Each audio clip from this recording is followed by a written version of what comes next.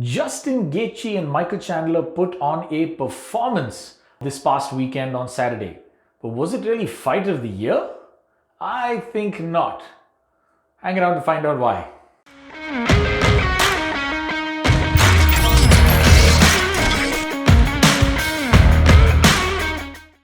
Hello everybody and welcome to my first ever post-fight breakdown. And this time we're going to be talking about Justin Gaethje versus Michael Chandler that went down this past Saturday on the Usman versus Covington 2 card at UFC 268. First up, let me get a few things out of the way. Both these fighters put on an absolute blazing performance. Not a knock on their heart, on their abilities. Both guys came in there and did what very few human beings can do. So not a knock on either of these fighters. But were these performances worthy of two men who are hoping to be in title contention? I don't think so. Let's just get into some of the details and some of the action that unfolded on the night, and maybe you'll agree with me. So everyone was expecting this to be sort of a barn burner of a fight. A slugfest between two extremely violent and chaotic men, if I could say that. So Chandler came out there and every single shot he threw, he was trying to take Justin's head off. And it may have worked initially, but it was a bad idea. He was leaving his chin hanging out there every time he threw a power shot. Justin was the slightly more technical of the two, but that's not saying much. He was countering, taking a few of those good opportunities, but he was walking forward with his arm outstretched. Now, usually any boxing coach would tell you that that's boxing 101. You use your jab and your lead hand to measure the distance, to find your range so you can bring that power hand behind it and follow up. But you use that by constantly jabbing your opponent but bringing your hand straight back in so as to not tire it and also keep your defense up. You don't stick it out there and start walking around with your chin hanging out. Now, Chandler was able to take advantage of this and, maybe land a few good shots, actually wobbled Justin on at least two occasions in the first round. Unfortunately, though, he got too excited, bum rushed him, ended up squandering both opportunities and actually got rocked in return when Justin fired back. Now, at this point, both men had squandered opportunities, I wouldn't say to finish the fight, but to put lasting damage on their opponent and pull away from their opponent and sort of start to make a statement both for the audience as well as on the judges' scorecards. Now, they both went back to the corners and we could see Henry Hooft trying to talk Chandler out of what he was doing. I mean, he told Chandler specifically, stop trying to prove you are a tough guy. Stop walking in with your hands down. You've got the speed advantage. Be technical. Think your shots through and get the better of him in the exchanges.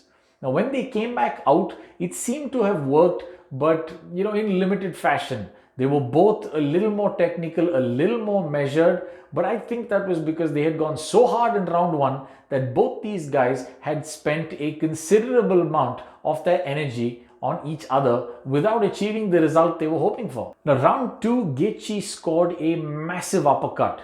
It put Chandler straight back on his butt, but Gaethje couldn't capitalize. Again, a case of poor fight IQ. He jumped on Chandler, got to the ground, a place where he is seldom seen having any success. And for a man that just got knocked back on his butt, Chandler still had enough energy to hang on to Justin. Justin threw a few very ineffective strikes, and by the time he let Chandler back up, well, he didn't have enough energy to go in and close the gap, and Chandler actually looked like he'd used that time to recover and catch his breath. So now they were back on level pegging again.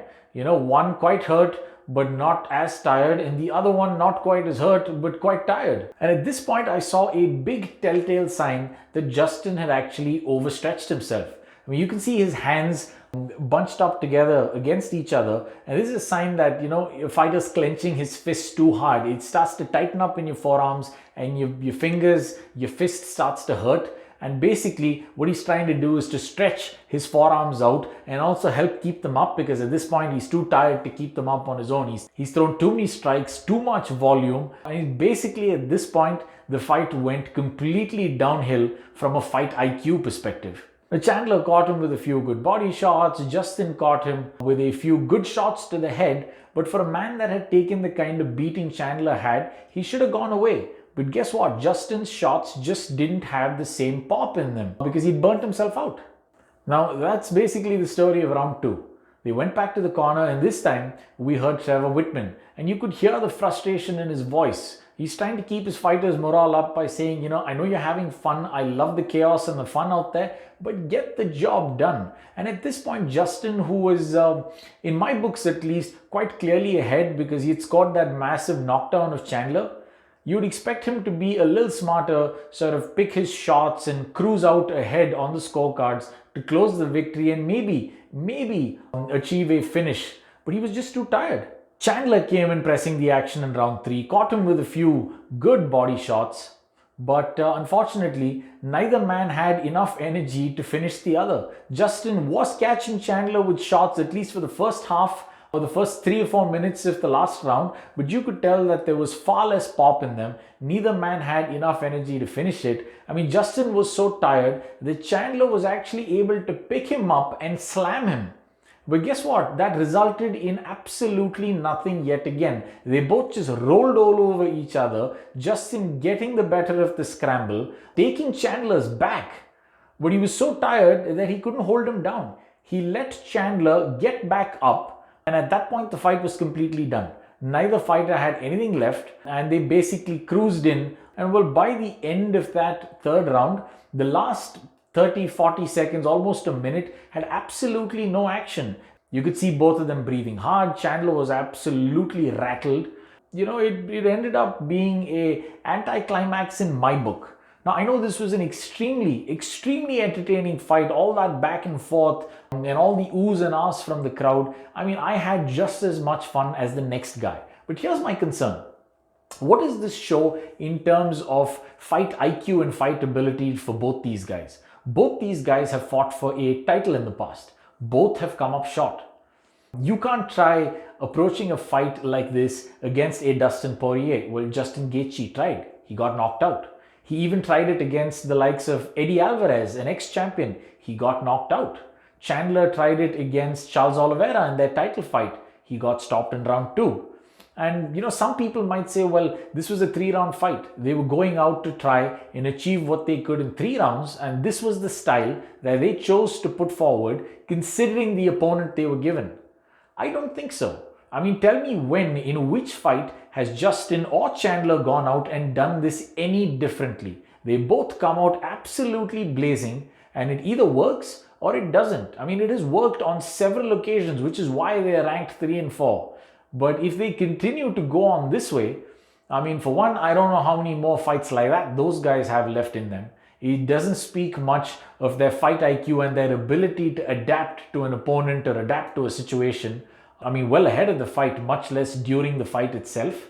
But it can't be good for their careers or their durability and health. There's going to be a point when they just can't do this at this level anymore. And since they don't know how else to do it, they just become ineffective. Classic example, Chuck Liddell, a man with an iron chin, used to depend on his ability to walk through the fire and then lay down his own, which would usually work for him. He became UFC champion. But in today's day and age, with the way this game has evolved, if these two continue to do it this way, neither of them, in my book, can be the champion. Not while you have the likes of Dustin Poirier, Islam Makhachev hanging around, or even Charles Oliveira for that matter. I don't think these guys will be able to cut it against either of those opponents. And honestly, after having seen the performance that these two put in, I think that the next 2 champions are basically Dustin Poirier and Islam Makhachev. Islam Makhachev displays a far more well-rounded, well thought out fight game. His fight IQ, his well-roundedness, his ability to do more than just one thing, I think far outpaces both of these men. So in my opinion, this performance might have been great for the fans, great to win $50,000 for a performance of the night bonus for both of them, but in terms of career, longevity, and their ability to stack up against some of the more well-rounded, well-thought-through fighters in that division, it leaves a lot to be desired. Tell me what you think in the comments below. I will see you in another video. Thank you so much for listening.